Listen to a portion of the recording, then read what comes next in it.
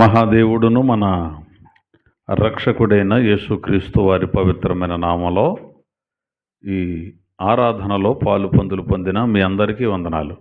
అందరికీ వందనాలండి. ఈరోజున బైబిల్ గ్రంథంలో నుంచి మనం సంతోషం అనే ఒక అంశాన్ని నేర్చుకోబోతున్నాం. మన అంశం పేరు ఏమిటంటే సంతోషం. ఈ సంగతిని ఒకసారి మనం బైబిల్ గ్రంథంలోనికి వెళ్ళి పరిశీలన చేద్దాం.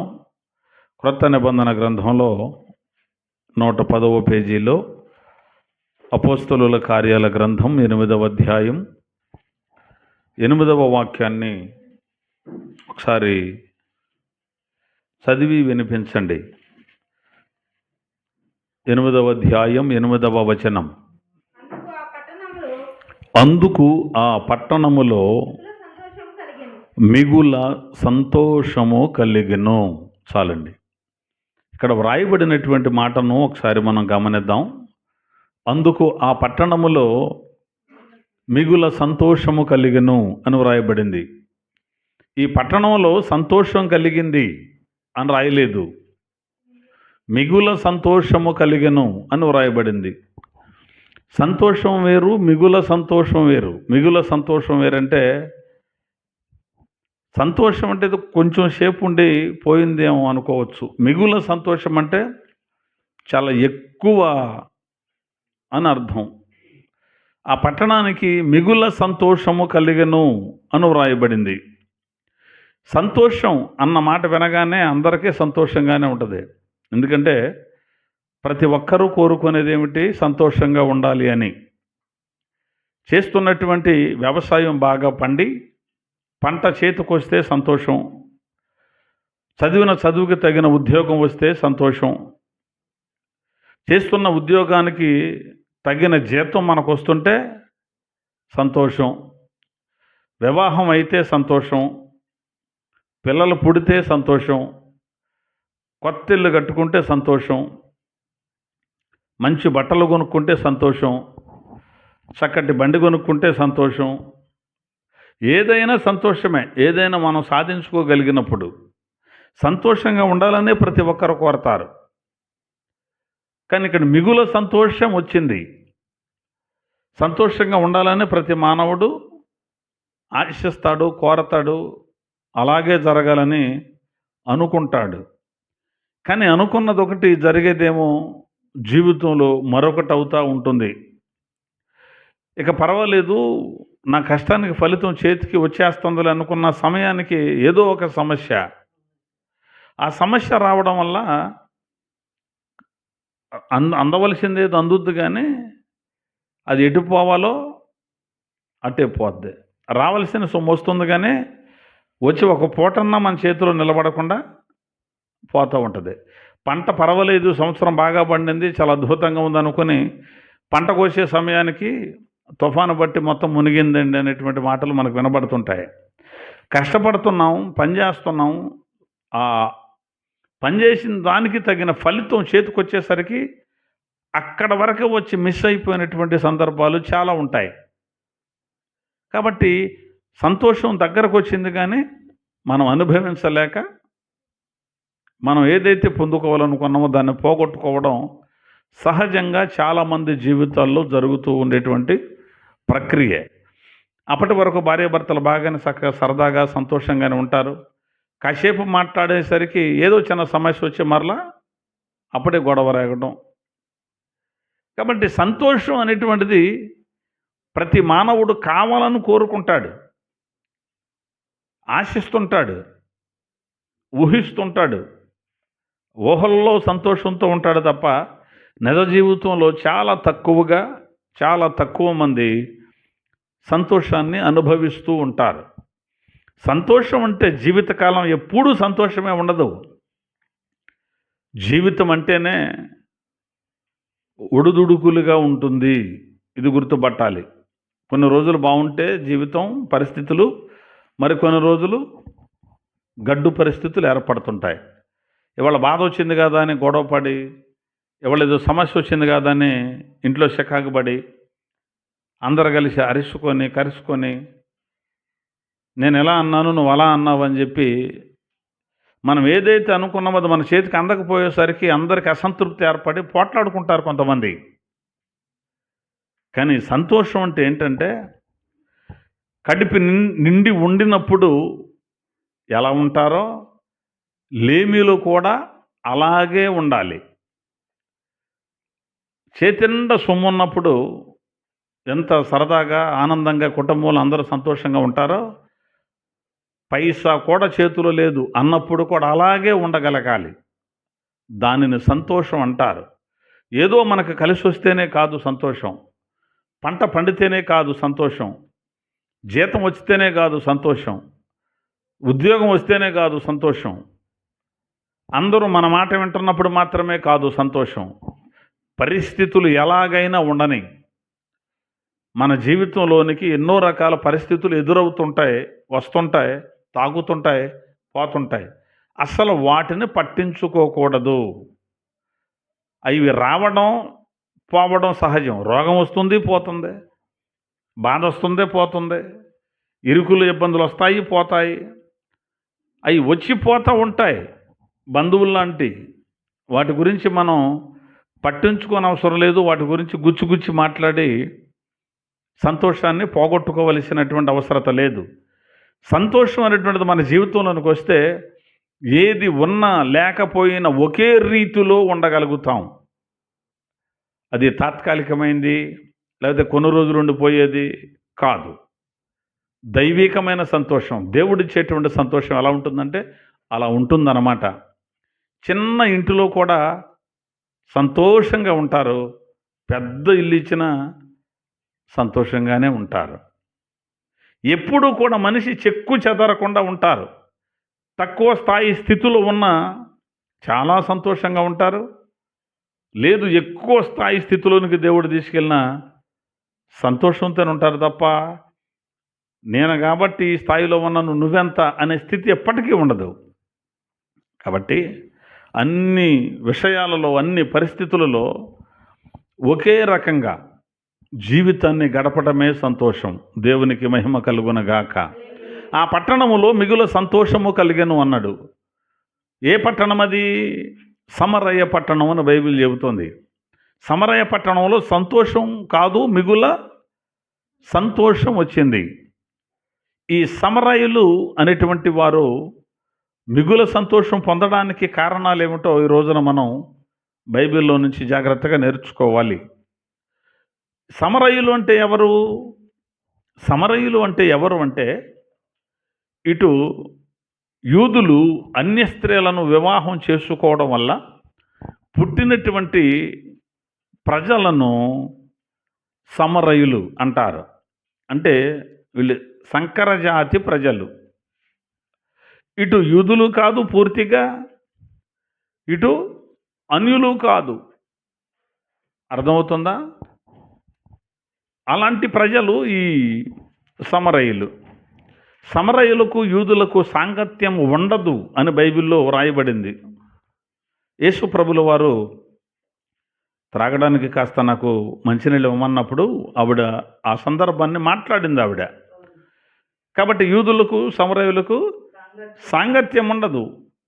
సమరయులు అంటే అసహించుకుంటారు యూదులు. వారు వెళ్ళవలసి ఆ ఊరు మీదుగా వెళ్ళవలసి వచ్చినా సమరయ మీదుగా వెళ్ళరు. ఇంకా దూరమైనా ఇంకొక ప్రాంతాల నుంచి తిరిగి అవతల పక్కకి వెళతారు తప్ప వాళ్ళు అటు వెళ్ళరు. ఎందుకంటే సమరయులు అంటే వాళ్ళకు కుదరదు. రెండవది, సమరయులు అనేటువంటి వాళ్ళు ఇటు జీవం కలిగిన దేవుణ్ణి ఆరాధిస్తారు, ఇటు వచ్చి అన్య దేవతలను కూడా ఆరాధన చేస్తూ ఉంటారు. 5 రకాల దేవతలను సమరయులు ఆరాధన చేస్తారు. ఇటు మరలా యెహోవా దేవుణ్ణి ఆరాధిస్తారు. మెస్సియా అనేటువంటి ఆయన వస్తున్నాడు, త్వరలో రాబోతున్నాడని కూడా నమ్ముతారు. అది ఆ సమరయుల స్థితి. అచ్చం అదే సమరయుల్లాగా ఈనాడు చాలామంది ఉన్నారు. ఇటు దేవుణ్ణి ఆరాధిస్తారు, ఇటు లోకంలో ఉన్నటువంటి ఆచారాలు కూడా పాటిస్తూ ఉంటారు. మందిరానికి వస్తారు, బైబిల్ గ్రంథం చదువుతారు, దైవజనులు చెప్పే వాక్యాలు వింటారు. లోకంలో ఉన్నటువంటి ఈ లోక మర్యాదను కూడా అనుసరిస్తూనే ఉంటారు. అదేంటంటే, ఏవండి పెద్దల పారంపర్యాచారం, పెద్దలు అలా చెప్పారులేండి, పెద్దలు ఇలా అన్నారులేండి, మనం వాటిని పాటించాలి అంటూ ఉంటారు చాలామంది. కానీ బైబిల్ చెబుతుంది ఏదైనా ఒకటే చెయ్యి. అయితే యేసయ్య చెప్పిందన్నా చెయ్యి, ఆయన ఆజ్ఞలన్నా విను, ఆయన మాటలన్నా విను, లేదు లోక సంబంధమైనటువంటివన్నా విను, ఏదో ఒకటి చెయ్యి. అటొక్కాలు ఇటొక్కాలు వేయకూడదు మనం. అర్థమవుతుందా? వీరు మనుషులు కల్పించిన పద్ధతులను దైవోపదేశములను బోధించుచు నన్ను వ్యర్థముగా ఆరాధించుచున్నారు అన్నాడు యేసుక్రీస్తు ప్రభుల వారు మార్కు 7లో. కాబట్టి అయితే దేవుని మాటలన్నా వినాలి, లేదు లోక సంబంధమైన మాటలన్నా వినే వాటి ప్రకారం నడవాలి. అటొక్కాలు ఇటొక్కాలు క్రైస్తవులు వేసి కూర్చోకూడదు. పెద్దల పారంపర్యాచారం అనుసరించడానికట దేవుని ఆజ్ఞను వీరు బొత్తిగా నిరాకరించుతున్నారు అన్నాడు. పెద్దోళ్ళు కల్పించిన మాటలు ఉన్నాయి, కల్పించిన మాటలు అన్నాడు యేసయ్య. మనుషులు కల్పించిన పద్ధతులు, మనుషుల పారంపర్యాచారం, దాన్ని గైకొనుటకు, ఆ పనులు చేయడానికి దేవుని వాక్యాన్ని ఏం చేశారు? బొత్తిగా అసలు కొంచెం కూడా విలువ ఇవ్వాల వాక్యానికి. కాబట్టి సమరయులు కూడా అంతే, అటు దేవుడు కావాలంటారు, ఇటు దెయ్యాలు కావాలని ఉంటారు. కానీ మనం అలా ఉండకూడదు అని ఈ సందర్భంలో మీకు తెలియజేస్తున్నాను. ఎన్ని సంవత్సరాల నుంచి మనం మందిరానికి వెళ్ళామన్నది కాదు, నేను పుట్ట క్రితం నుంచి మందిరం ఉందండి అన్నది కాదు. నాకు ఊహ తెలిసినప్పటి నుంచి మందిరంలో ఎదుగుతున్నానండి, సండే స్కూల్కి వెళ్ళానండి, నేను కూడా పాటలు పాడానండి, నేను కూడా పాటలు నేర్చుకున్నానండి, ప్రార్థన నేర్చుకున్నానండి అని ఏవేవో చెబితే చెప్పొచ్చు.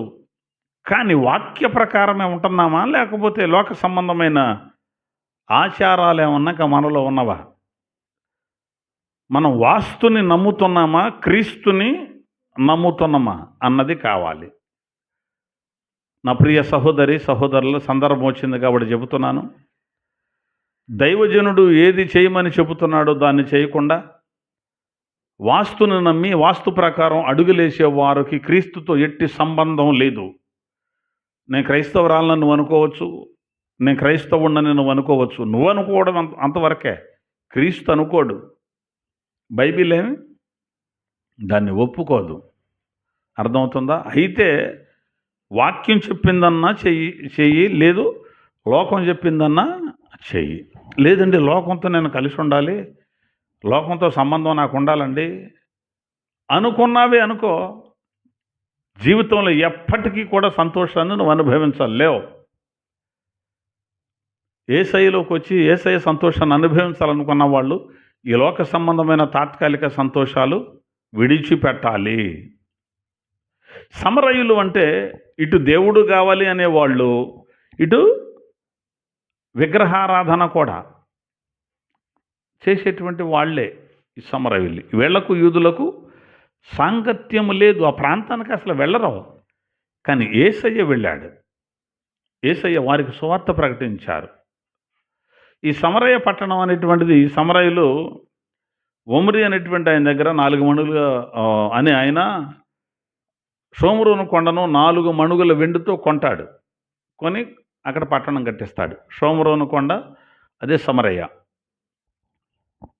కాబట్టి ఆ కొండ మీద, పర్వతం మీద వీళ్ళు దేవుణ్ణి ఆరాధిస్తారు, ఒక దేవతలను నిలబెట్టుకొని ఆరాధిస్తారు. అందుకే యేసయ్య ఆవిడతో అంటాడు, సమరయ్య అనేటువంటి ఒక స్త్రీతో, తండ్రిని ఆరాధించేటువంటి స్థలం ఆ కొండ మీద కాదు,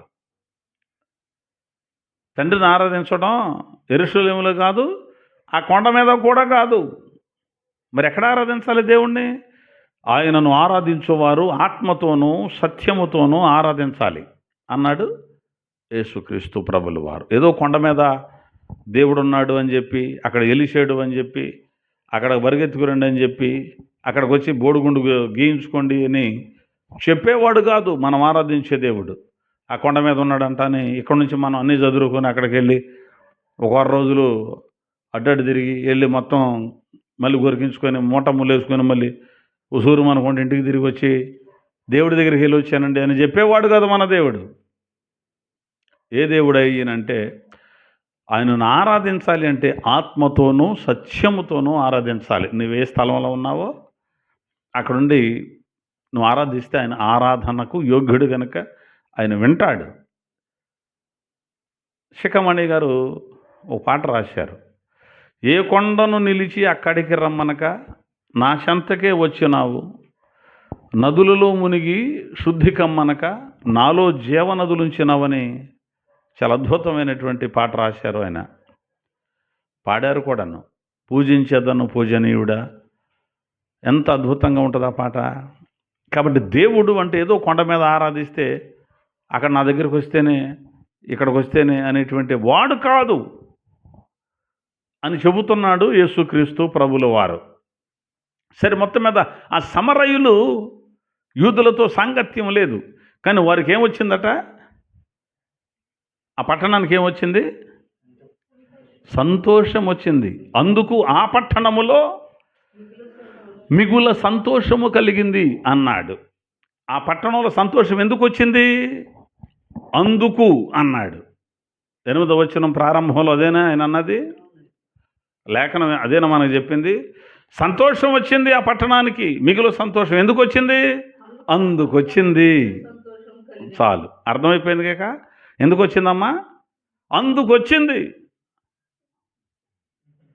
ఇప్పుడు అందుకు అంటే ఎందుకండి అని అడగాలి మనం. అడుగుదామా? 7వ వచనం.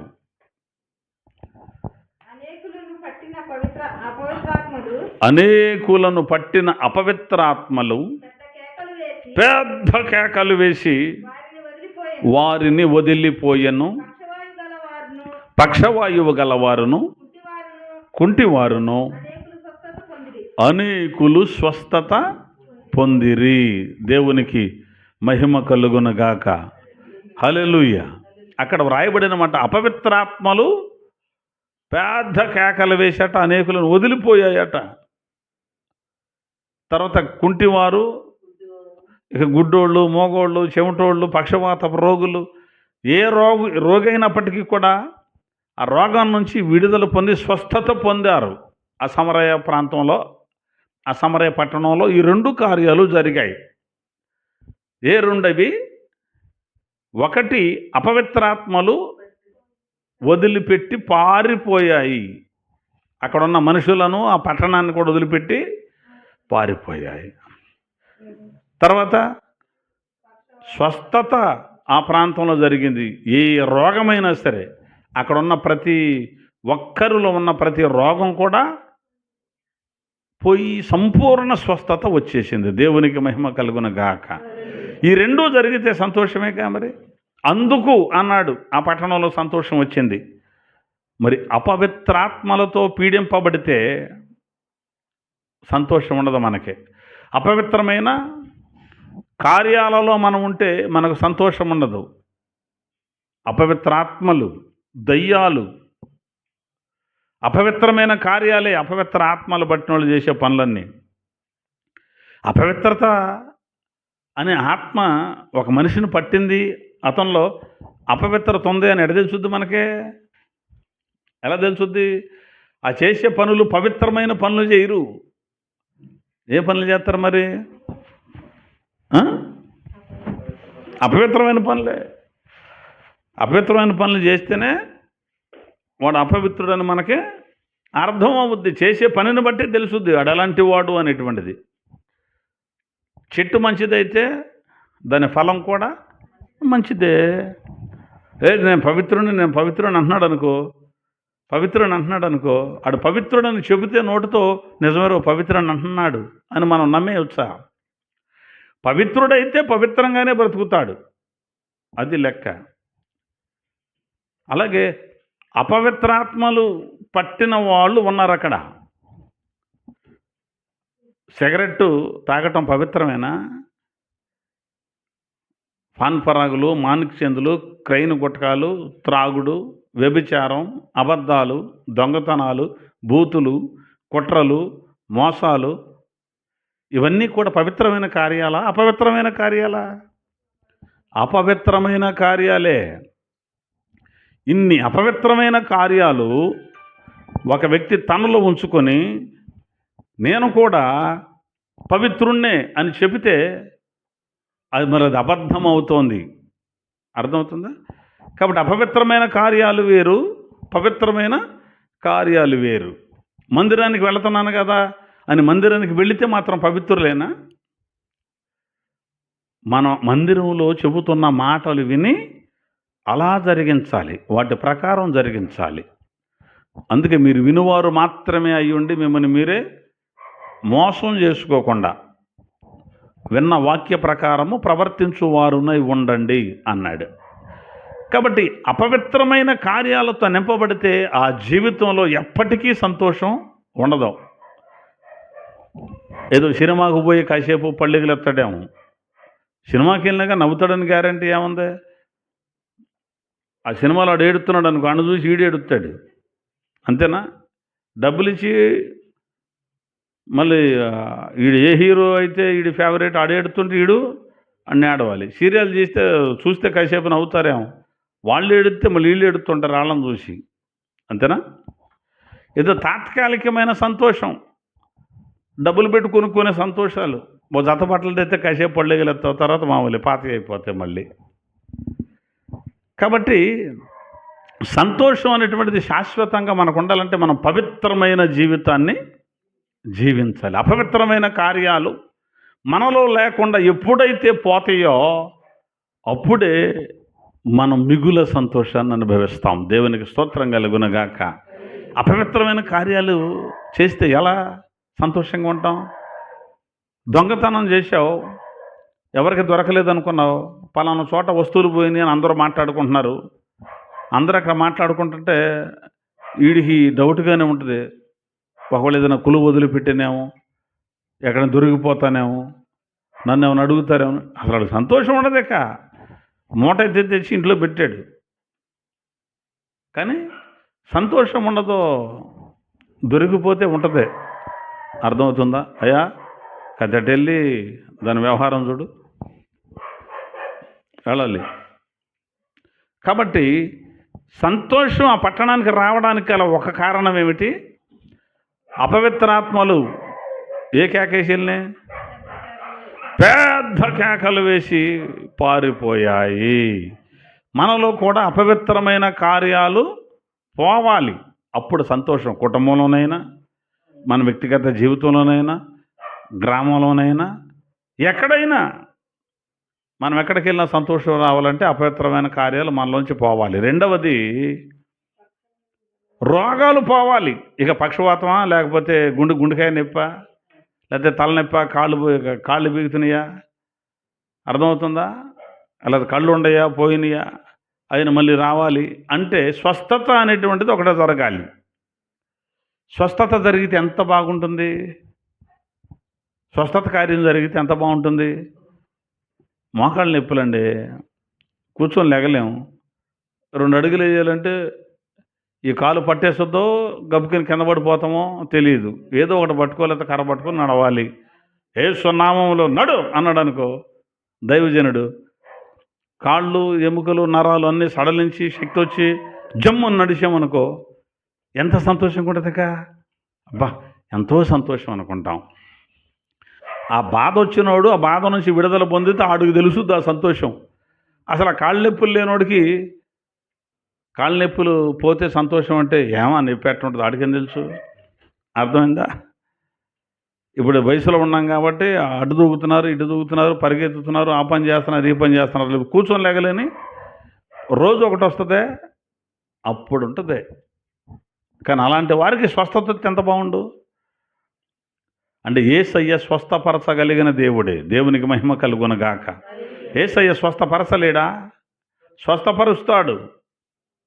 కానీ స్వస్థత కోసం మాత్రమే మందిరానికి వచ్చి స్వస్థత పొందేవనుకో తర్వాత ఆడు గుడిలో కనపడ్డాక మందిరానికి రాడు. ఎందుకు కావాలనుకున్న స్వస్థత వచ్చిందిగా. కాబట్టి స్వస్థత కోసం మందిరానికి రానవసరం లేదు. అంటే యేసు స్వస్థపరచడని మనం చెప్పట్లా. చచ్చినోడు కూడా లేపుతాడు, పెద్ద బ్రహ్మాండమే అండి. చచ్చిపోయిన రాయిలే అనడానికి యేసయ్య ఆగుతాడేంటాడు? ఆగుతాడా? చచ్చినోడు యేసు ప్రభు ఒక్క మాట ఇచ్చి అటెళ్ళు నాన్న జాషువా ఏం చెప్పాను నీకు, అది ఎందుకు అరుగుతుందో అరవనీయకుండా చేయమన్నా. కాబట్టి స్వస్థత అనేటువంటిది దేవుడు చెయ్యగలడు. అర్థమవుతుందా? దేవుడు స్వస్థపరచగలడు. కానీ ఆయన స్వస్థపరుస్తాడనే ఉద్దేశంతో మాత్రమే మందిరానికి రానవసరం లేదు. ఎవరైనా సరే స్వస్థత కోసం మాత్రం ఎందుకంటే మందిరానికి ముందు అపవిత్రమైన కార్యాలు మనలో నుంచి పోవాలి. ఆ తర్వాత ఆయన స్వస్థత ఇస్తాడు. ఇస్తే ఇస్తాడు, లేకపోతే లేదు. ఇప్పుడు ఒకవేళ బాగుపడ్డామనుకో మళ్ళీ రాదా? జ్వరం వచ్చింది, ఏ సునామంలో జ్వరం అన్నాం, జ్వరం పోయింది, మళ్ళీ రాదా? ఎప్పుడు అన్నం తింటున్నంత కాలం రోగాలు వస్తానే ఉంటాయి. ఏ రోగం నాకొద్దు అనుకున్న వాళ్ళు అన్నం తింటాం మానేస్తే చాలు, ఏ రోగం అవసరం ఉండదు. రావు, ఎందుకంటే నువ్వు ఉండవుగా. తర్వాత అర్థమవుతుందా? ఈ దేహం ఉండదుగా. కాబట్టి అపవిత్రాత్మలు అని చెప్పాం కదా, ఆ కుక్కలకు దూరింది అనుకుంటా, అది అక్కడక్కడే అరుతుంది. అది అర్థమవుతుందా? దానికి పట్టింది అపవిత్రాత్మ. దేవునికి మహిమ కలుగునగాక. కాబట్టి అందుకు ఆ పట్టణములో మిగుల సంతోషము కలిగెను. అందుకు కలిగిందట సంతోషం. మనకు కూడా సంతోషం కావాలంటే అందుకు అన్నాడు కదా. దానికి ఎందుకు?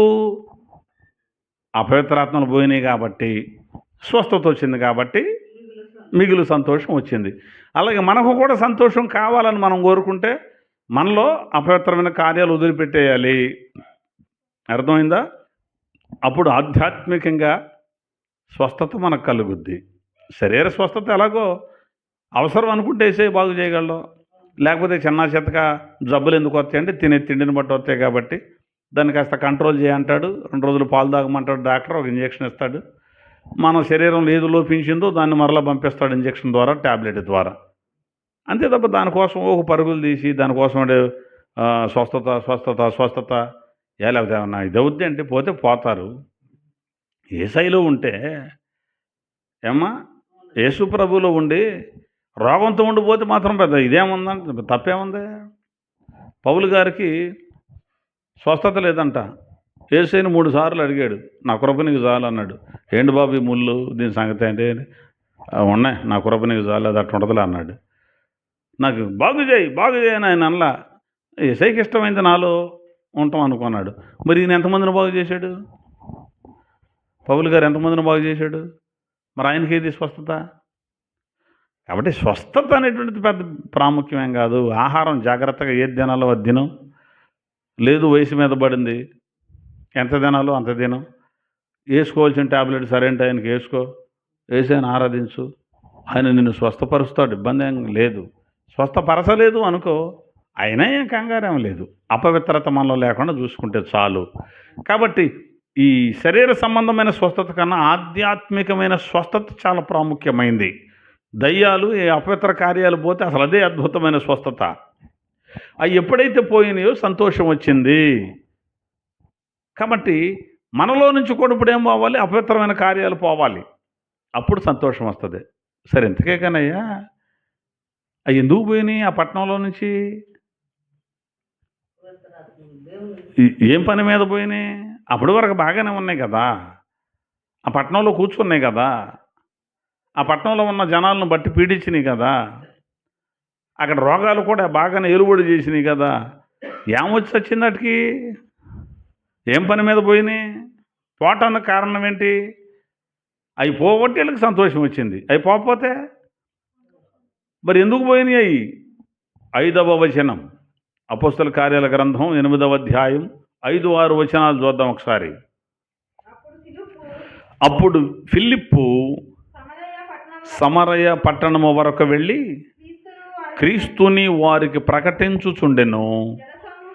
జనసమూహములు విని ఫిలిప్పు చేసిన సూచక క్రియలను చూచినందున అతడు చెప్పిన మాటలయందు ఏక మనసుతో లక్ష్యముంచగా అప్పుడు పట్టినటువంటి దయ్యాలు, అప్పుడు ఉన్నటువంటి రోగాలు పోయాయి.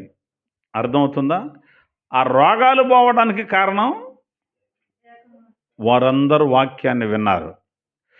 ఆ పట్టణానికి సంతోషం రావడానికి కారణం ఏమిటి? దయ్యాలు రోగాలు పోయినాయి కాబట్టి. దయ్యాలు రోగాలు పోవడానికి కారణం ఏమిటి?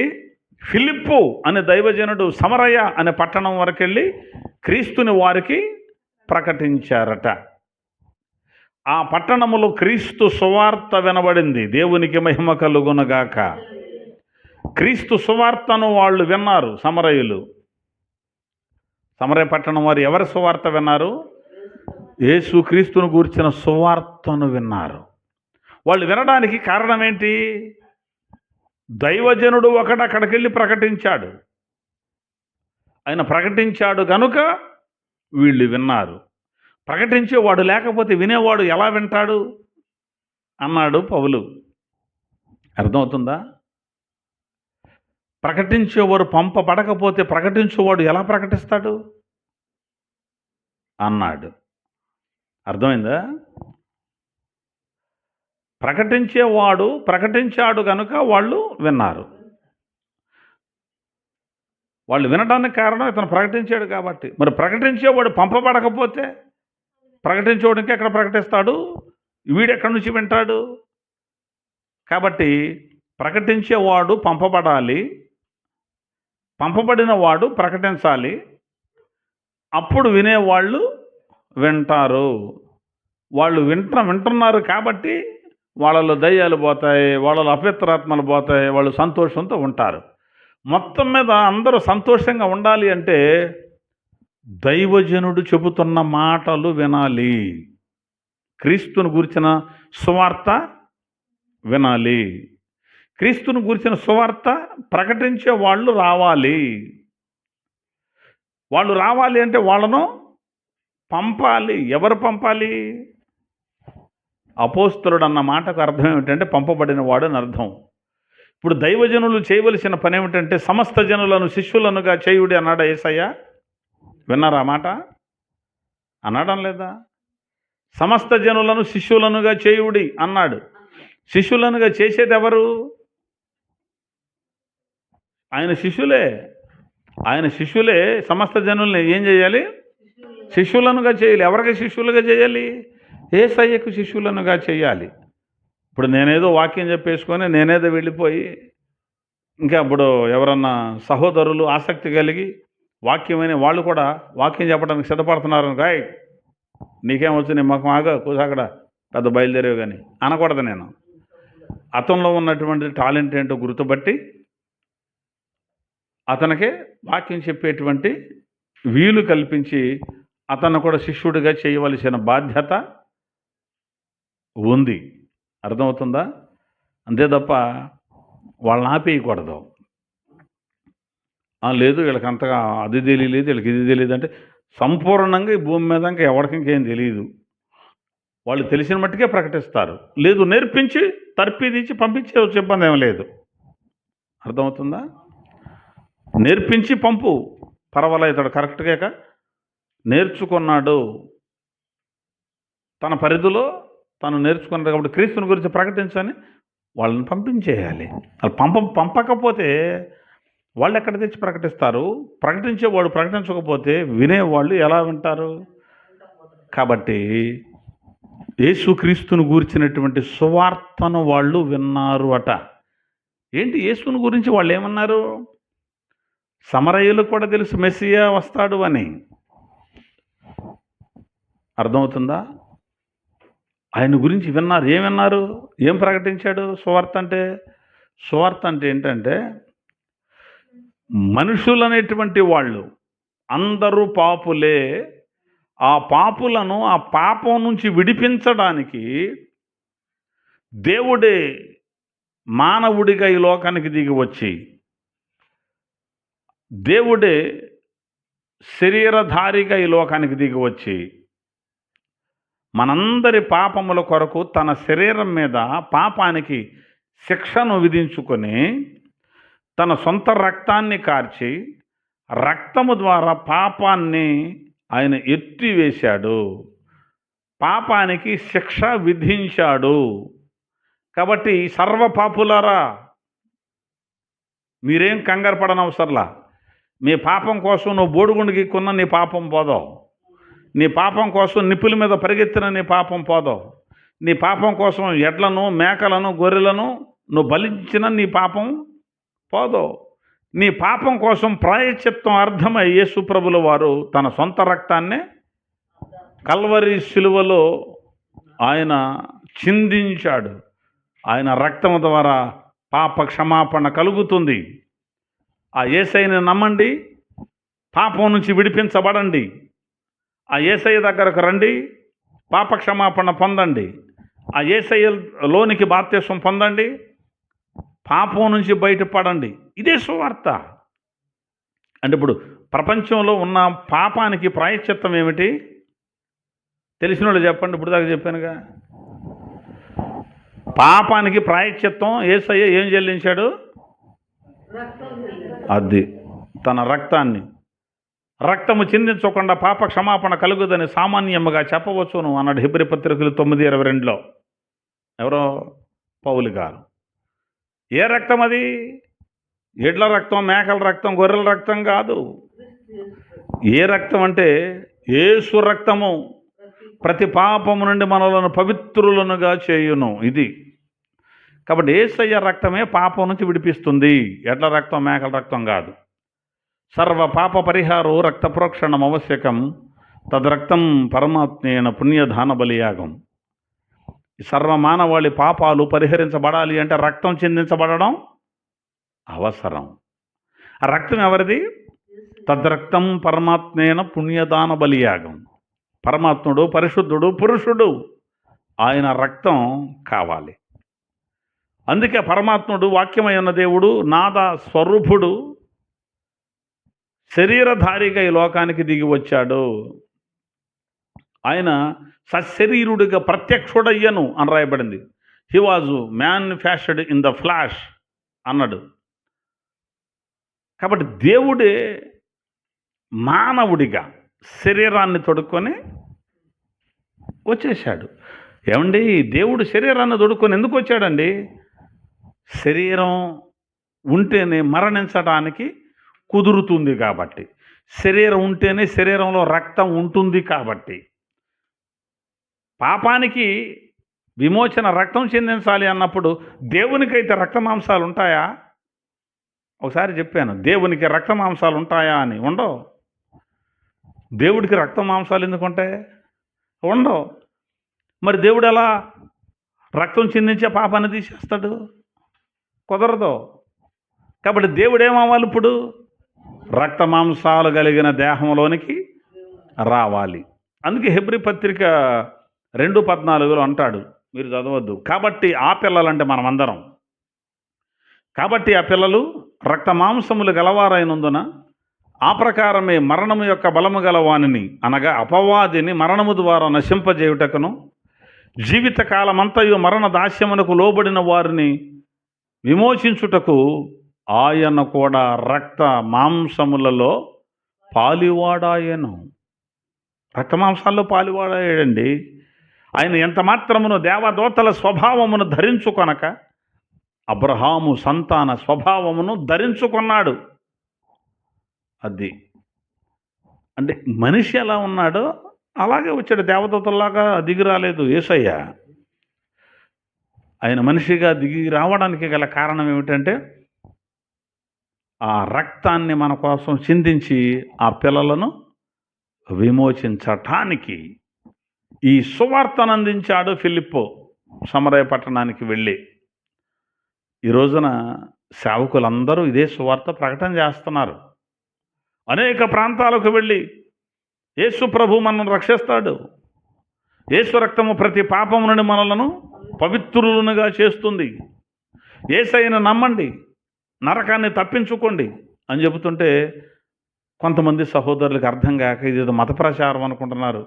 మరి అది ఎక్కడ దెయ్యం, మరి అది పట్టింది. మత ప్రచారం అనుకుంటున్నారు. మతాన్ని ప్రచారం చేస్తే లాభం ఏమిటండి? పరలోకానికి వెళ్ళే మార్గాన్ని చూపిస్తున్నప్పుడు పాపం అర్థం చేసుకోలేకపోతున్నారు కొంతమంది సహోదరులు. రక్తం చిందించటం వల్ల పాప క్షమాపణ కలుగుతుంది. రుధిరపాత వినా పాప విమోచనమన భవతి.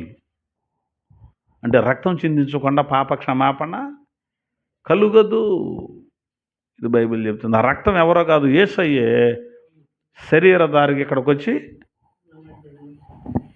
రక్తాన్ని చిందించాడు. అర్థమవుతుందా? కాబట్టి ఈ సర్వమానవాళి పాపాల కోసం రక్తం చిందించాడని ప్రకటన చేసేదే సువార్త. అందుకని ఆయన అన్నాడు, అప్పుడు ఫిలిప్పు సమరయ పట్టణము వరకు వెళ్ళి క్రీస్తుని వారికి ప్రకటించుచుండెను. అది క్రీస్తుని ప్రకటిస్తే ఆ ప్రాంతంలో ఉన్న వాళ్ళందరూ కూడా ఏం చేశారంటే జన సమూహములు విని, అది ప్రకటన చేసేటప్పుడు ఏం చేయాలి? వినాలి. భోజనం పెట్టినప్పుడు ఏం చేయాలి? తినాలి. వినేటప్పుడు వినాలి, తినేటప్పుడు తినాలి.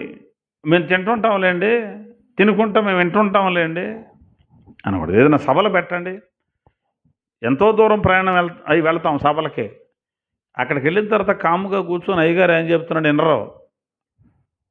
అక్కడికి వెళ్తాడు, ఈ లైట్ ఎంత, ఇక్కడికి వెళ్తాడు, ఈ వాచ్ ఎంత, ఇక్కడికి వెళ్తాడు, బైబిల్ కవర్ ఎంత, అయిపోయిన తర్వాత కొనుక్కోరాదు. తిరిగి ఒకటి తిరుగుతూనే ఉంటాడు ఒక్కొక్కడు. మరి ఎందుకు వెళ్ళి అంత దూరం? ఆడికి తిరణాలకు వెళ్ళి అలవాటు ఉంది ఆడికి. అర్థం ఉందా? తిరునాళ్ళు అని ఉంటాయి కదా. తిరునాళ్ళు అంటే, తిరు అంటే మంచి, నాళ్ళు అంటే రోజులు. తిరునాళ్ళు మంచి రోజులు అనమాట ఆడికయ్యి. ఎందుకంటే ఆ రంగులు కనపడుతుంటాయి. ఇక్కడ పేరేమో కోటం పేరు, ఆడికెళ్ళి అక్కడ ఓటం వేరు. గాడెక్కడి నుంచి వస్తాడు? కాబట్టి సువార్త వినడానికి మనం వెళ్ళినా, ఎవరైనా ప్రకటించడానికి వచ్చినా కాస్త ఒళ్ళు దగ్గర పెట్టుకుని వాక్యాన్ని వినాలి. ఆ తర్వాత ఇంకేమైనా పనులుంటే చూసుకోరాదు. ఆ వాక్యం చెప్పే ఆ అరగంట ఆ గంట సేపేనా మిగిలిన పనులన్నీ మీద కొత్త అప్పుడే కొంతమందికి వినరు. అర్థమవుతుందా? ఆ కాసేపు కనుక ఏదైనా తినకపోతే సత్తాడు అన్నట్టు ఎక్కడే ఉందో పార్కులు ఆడటం. భోజనాలు ఏర్పాటు చేయలేదా? కూటం పెట్టారుగా, మరి పాంప్లెట్లో కనపడింది అంటే మధ్యలో పెట్టాలి ఇప్పుడు వీడికి. కాబట్టి వాక్యాన్ని వినాలి. వారు విన్నారట. మేము కూడా వింటున్నాం కదండి, ఎప్పటి నుంచో వింటున్నాం, చిన్నప్పటి నుంచి వింటున్నామండి. చిన్నప్పటి నుంచి మేము వింటున్నామండి. మరి సొట్ట ఎందుకు తాగుతున్నా? అది అది అది అది కూడా తప్పేనా? మరి విన్నానన్నావు కదా, ఏమన్నావు నువ్వు? వింటే సరిపోలా, దాని ప్రకారం బ్రతుకుతానయ్యా అని ఒక తీర్మానం ఉండాలిగా. ఇంకా దౌర్భాగ్యం ఏంటో చెప్పనా? ఇంకా దౌర్భాగ్యం. మరి ఎవడు పొందమని బలవంతం చేశాడు? కొంతమంది బాప్తీసాలు పొందేసి చోట్ల తాకుండా తిరుగుతున్నారండి. అంటే మన దగ్గరికి వచ్చి నేను బాప్తీసం చూసిన వాళ్ళు కాదు, బాప్తీసం పొంది చుట్టలు దాక్కుండా తిరుగుతున్నారు కొంతమంది. ఇదేం పోయే కాలం అయ్యా? ఇట్లాంటి వాడివి నువ్వెందుకు చోట తాగుతున్నావు? నువ్వెందుకు ఇన్ని బూతులు మాట్లాడుతున్నావు? నువ్వెందుకు పొందే బాప్తీసం అంటే అయిపోయింది అని నవ్వుతో. మరి ఆ బాప్తీసం ఇచ్చి ఆ సంఘానికి వెళ్ళి అయ్యగారన్నా చెప్పొద్దు? ఇప్పుడు మన దగ్గరికి వచ్చే వాళ్ళలో ఏదైనా చిన్న లోపం ఉందని తెలిస్తే నేను వాళ్ళ ఇంటికి వెళ్ళి కూర్చొని మాట్లాడి, అయ్యి ఇది మనకు సరిపోదు, మనం ఇలా ఉండకూడదు అని చెబుతున్నాను. నేను ఇంటికి వెళ్ళిపోతా నాకు తెలిస్తే, ఆ సంగతి తెలిస్తే.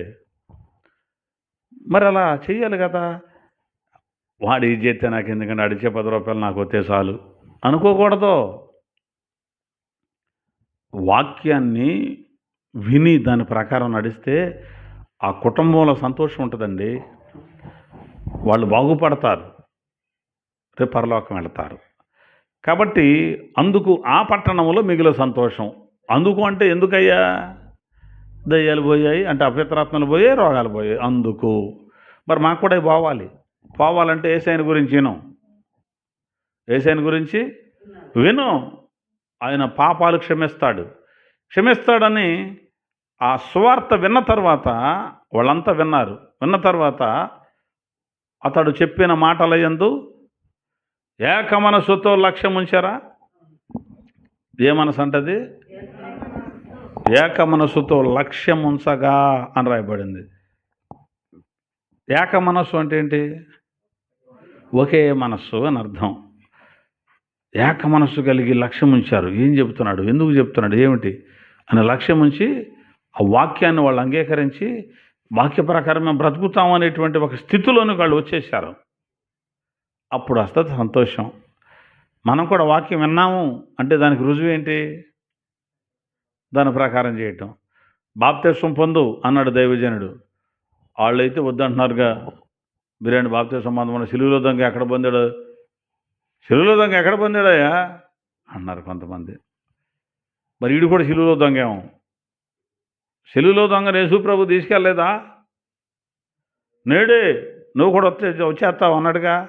మరి ఇప్పుడు ఈయన కూడా కొరడా తీసుకుని ఈ బగలు కొట్టి ఈయన కూడా సిలువేసి అరే అయిపోతున్నావురా నువ్వు,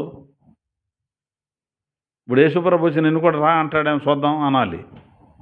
ఇక్కడ తలకమాసిన రకాలంతా బయలుదేరి బైబిల్లో ఉన్నటువంటి సంగతులు సిలువలో దొంగ ఎక్కడ పొందాడు అంట.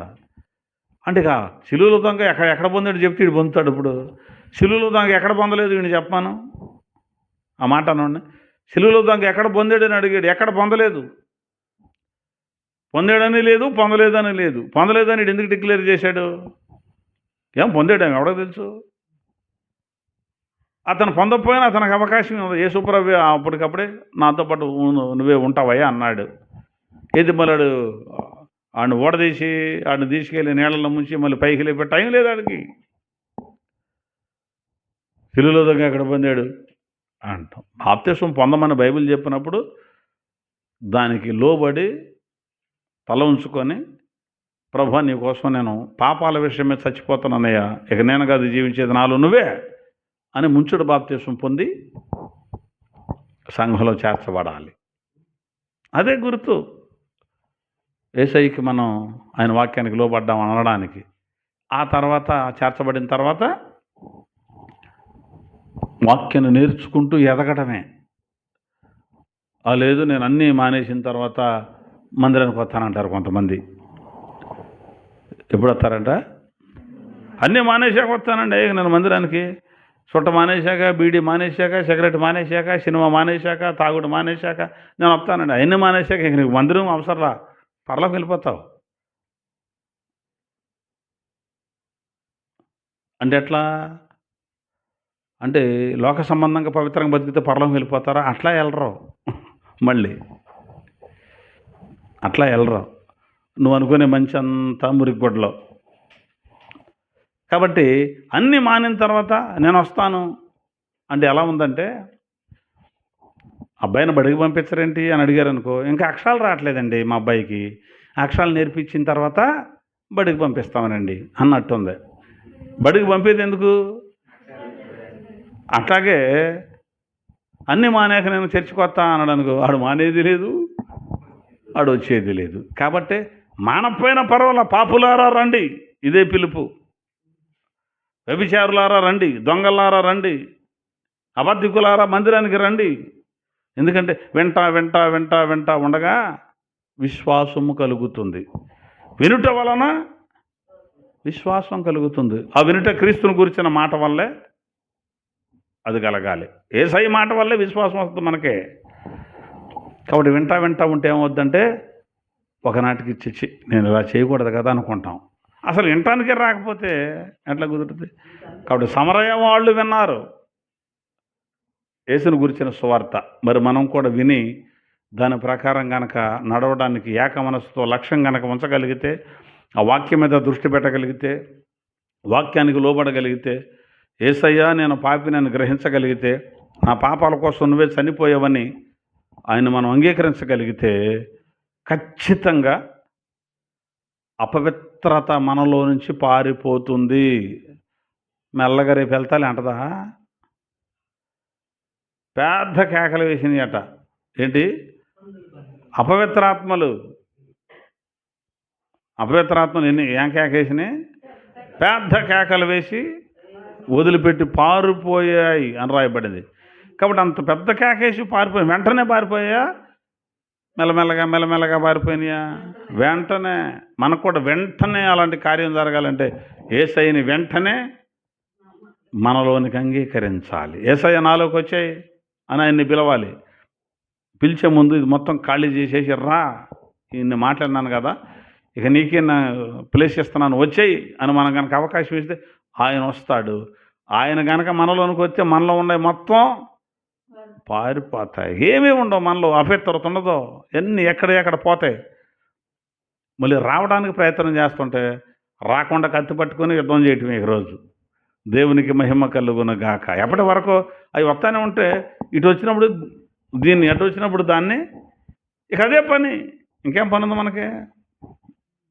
అంటే అపవిత్రత మనల్ని అంటుకోవడానికి, మనలోనికి జ్వరపడడానికి, మనల్ని కూడా పాడు చేయడానికి ఏం చేస్తుంది? ప్రయత్నం చేస్తుంది, యుద్ధం చేస్తుంది. ఎన్ని రోజులు? మనం పోయేదాకా. దేవునికి మహిమ కలుగున గాక. ఏ పూటైనా కానీ నేను యుద్ధం చేయలేనులే అని నిద్రపోయామనుకో, మెల్లగా లోపలికి వచ్చి కూర్చుంటాయి. మళ్ళీ మొదటి స్థితి కంటే కడపటి స్థితి మరీ దరిద్రంగా తయారవుద్ది అప్పుడు. కాబట్టి పోరాటంలోకి దిగుదాం. పవిత్రత కోసం ప్రతి నిమిషం పోరాడదాం. అప్పుడిక సంతోషమే సంతోషం జీవితం అంతా. అర్థమైందా? పండగకి చీర కొనుక్కు రాలేదనుకో, పోట్లాడవప్పుడేక మీ ఆయన మీద, ఏమండి ఉంటే తెచ్చుకోడివే, నాకు తెలీదా?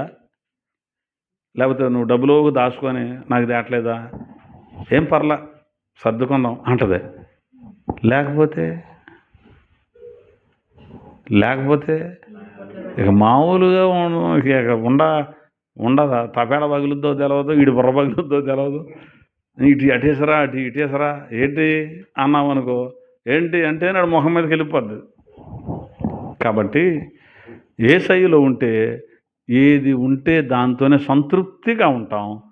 దేవుడు సంతోషంగా ఉంచుతాడు. కాబట్టి మరి యేసు ప్రభువుని అంగీకరించిన మనం నిజంగా ఆయన ఇచ్చే సంతోషాన్ని అనుభవిస్తున్నామా?